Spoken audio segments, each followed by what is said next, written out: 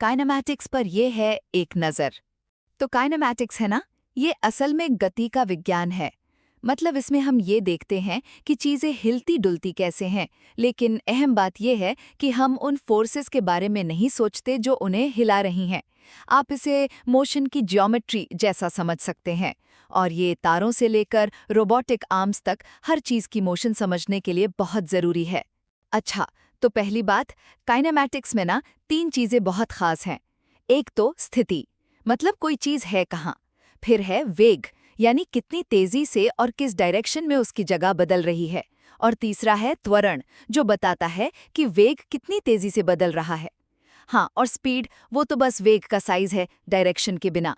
इन्हीं चीज़ों से आप जानते हैं हम किसी भी चीज़ का रास्ता, उसका ट्रेजेक्ट्री समझ पाते हैं, चाहे वो फेंकी हुई गेंद हो या घूमता हुआ ग्रह। फिर दूसरी बात आती है गति के प्रकार की। काइनेमैटिक्स ये भी देखता है कि भाई चीज़ें असल में चल कैसे रही हैं। क्या वो बस सीधी लाइन में आगे बढ़ रही हैं बिना घूमे? इसे हम शुद्ध स्थानांतरण या प्योर ट्रांसलेशन कहते हैं। या फिर क्या वो किसी फिक्स्ड पॉइंट या एक्सिस के चारों ओर घूम रही हैं, जिसे हम घूर्णन या रोटेशन कहते हैं।